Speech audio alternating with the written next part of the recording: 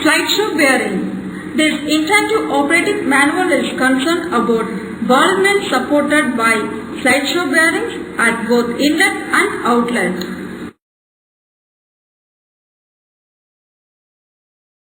Construction of slideshow elements in a slideshow bearing consists of two water-cooled barbited slideshow which supported the slide ring of the mill.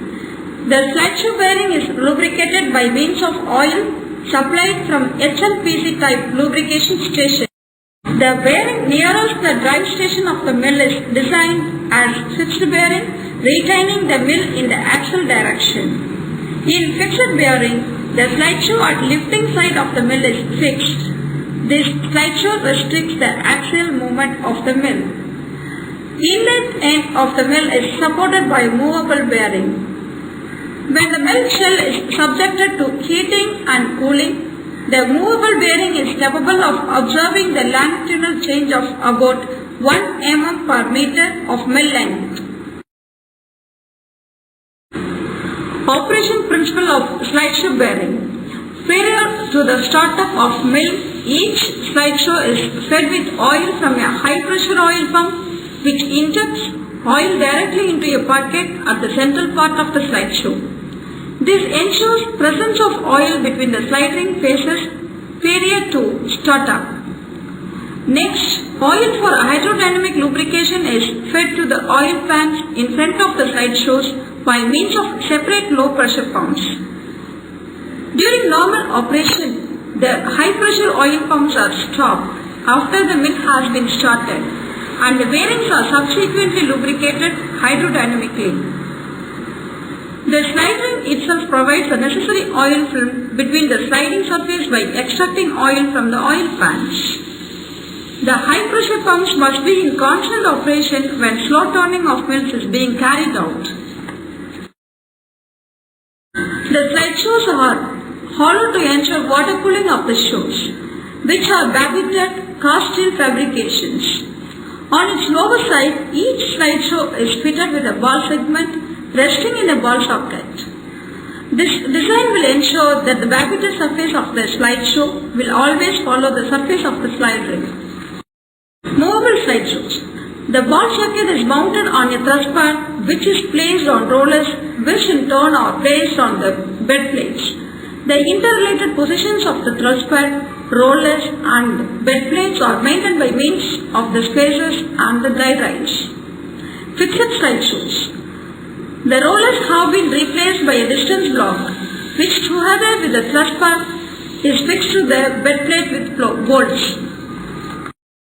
In fixed bearing, starting bronze guide rails and hence the entire mill. During thermal expansion of the mill, the bronze guide rails in movable slideshow guide the underlying bearing parts to follow the migration of the slide ring during contraction of the mill subsequent to shutdown. All bearing parts are enclosed in an oil and dust tight guard. On both sides, the guard is provided with a combined rubber lip and felt seal to ensure the sealing efficiency. Spring-loaded oil scrapers which scrap the oil back to the oil sump. They are fitted in order to minimize the oil flow to the sealing areas. Bearing contact with the slide ring to be checked. Mark the bearings as inlet, outlet, left hand or right hand based on high pressure oil hole position, facing center lines of mill and fixed bearing position as per drawing. Loosely fit the guide rails on the bearings. Open a small portion of the slide ring backing on top of the slide ring. Apply a thin layer of Persian blue on top of the slide ring. Clean the bearings, especially in high pressure holes, etc. Lift the bearing upside and down, place it on top of the bearings. Don't change the direction of the bearing by positioning on top of the slide ring. Ensure that the marked bearings are used in proper position. Move the bearing back and forth 2 to 3 times to take the impression. ensure that the load of the bearing is entirely on the slide ring and not on lifting tackles. Bearing checking. Contact between bearing and slide ring. The contact pattern load, blue pattern should be evenly distributed across the entire bed. Ensure that the contact pattern is good around the oil packet for high pressure oil. If the contact level is deemed to be not satisfactory, light scraping must be executed to ensure an evenly distributed contact along a generatrix at the bottom of the slide shoe and only at this location. Bearing checking. End clearance between bearing and slide ring. Measure the end clearance of the slide shoes by means of feeler gauges. The clearance is measured at both ends of the slide shoe should be within the range of 0.05 to 0.1 mm, measured approximately to 25 mm inwards, that is just inside the approximate 20 mm wide chamfered ends of the slide shoe. The clearance must be checked across the entire width of the slide shoe. If the gap is insufficient, do slide scraping of the corresponding to approximately 20% of the length of the slide shoe at each end in order to attain the specified wedge-shaped clearance. Mounting of load-carrying pods of bearing. All load-carrying pods are provided with threaded holes for eye bolt to facilitate easy handling. Clean the base plate carefully of dust, oil, burns, etc. Movable slide shoe bearings. Mount the guide rails in the mill grooves on the base plate and torque tighten to the required value. Mount the rollers with the spares and truss pad and ball socket for the movable slide shoes. Ensure that the rollers are free to move in the axial direction of mill center. Fixed slide shoe bearings. Mount distance block and the truss pad with ball socket using bolt holes. Torque tighten the bolt to the required torque value. Mounting of slide shoes. Mount the ball segment on the slide shoes. Care must be taken in order not to damage the threaded pin.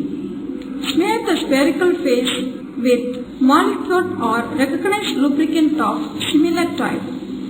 The slide shoes must be oriented so that the end in which the connection for high pressure oil is fitted is facing inward towards the bearings with the ball segment must be positioned into the ball sockets. Subsequently, the slide shoe must be secured against tilting by fixing it with wires between eye bolts in the upper end of the slide shoe and the foundation. The slide shoes must be kept as close to the final position as possible. Mounting of mill on slide shoes. Proper tools and wire ropes are to be used while lifting the mill. Check the crane and rope capacity before lifting the mill to position. Lift the mill to position near the slide shoe. Bring the mill as close to the slide shoe as possible. Care must be taken to avoid any damage to the slide ring or slide shoe parts. Align the slide rings in line with the bearings and place the mill on temporary supports. Slowly lower the mill on top of the bearing by using hydraulic jacks. When the mill is close by, ensure that the rope wires which are used to secure the bearings are loosened. This is done to ensure that the bearings takes its own position on the ball and socket. Then lower the mill onto the bearings. Ensure that the final position of the inlet bearings are achieved. Fix the guide rails in position at inlet and outlet bearings.